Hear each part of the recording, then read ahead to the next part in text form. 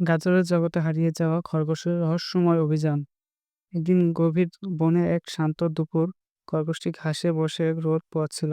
হঠাৎ তার চোখ পড়ল এক অদ্ভুত উজ্জ্বল নীল রঙের গাজরে।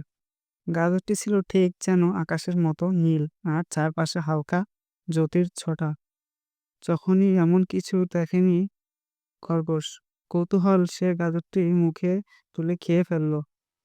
খাওয়ার মুহূর্তেই তার শরীর থেকে আলো বের হতে লাগলো, আর সে ধীরে ধীরে অদৃশ্য হয়ে গেল। খরগোশটি ভয় পেল, কিছু বুঝে ওঠার আগেই নিজেকে আবিষ্কার করলো একটি অদ্ভুত রঙিন জগতে, এক বিশাল স্বপ্নের রাজ্যে। এই রাজ্যে গাছগুলো সোনালি আকাশ, সবুজ, আর বাতাসে একটি নীরব সুর বাজছিল। শুরুতে সবকিছু মায়াবী লাগলেও ধীরে ধীরে খরগোশ বুঝতে পারলো কিছু একটা ঠিকঠাক নেই। গাছের ছায়া যেন তার দিকে তাকিয়ে আছে, আর মাটির নিচে কিছু নড়াচড়া করছে। হঠাৎ সে সামনে দেখতে পেল এক বিশাল অন্ধকার গুহা। গুহা থেকে ভেসে আসছিল একটি গভীর গর্জনের শব্দ। সাহস করে সে এগিয়ে গেল, আর গুহার ভেতর থেকে দেখলো অদ্ভুত দানবকে। দানবটি ছিল আধা অজাগর, আধা বাদুড়, আর তার চোখ দুটি ছিল উজ্জ্বল লাল আলোয়। দানবটি বলল, তুমি নীল গাজর খেয়েছো, এখন তুমি এই স্বপ্নের জগতের বন্দী।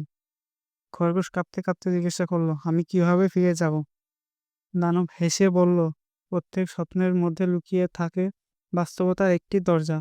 যদি তুমি সেই দরজাটি খুঁজে পেতে পারো, তবে মুক্তি পাবে। এরপর শুরু হলো খরগোশের দুঃসাহসিক অভিযান।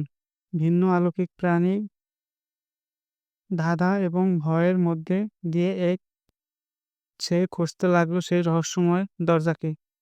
পথে পথে সে কিছু বন্ধু পেল, এক কথা বলা বলা পোকা, এক উল্টো পথে হাঁটা বিড়াল, আর এক গান গাওয়া পাথর। অবশেষে বহু চেষ্টার পর খরগোশ একটি পাহাড়ের চূড়ায় একটি ছোট কাঠের দরজা খুঁজে পেল। দরজার গায়ে লেখা ছিল, যে নিজেকে খুঁজে পায় সে জগৎ বদলাতে পারে। খরগোশ বুঝতে পারল গাজরটি ছিল আসল তার নিজের ভেতরের ভয় আর কৌতূহলের প্রতীক।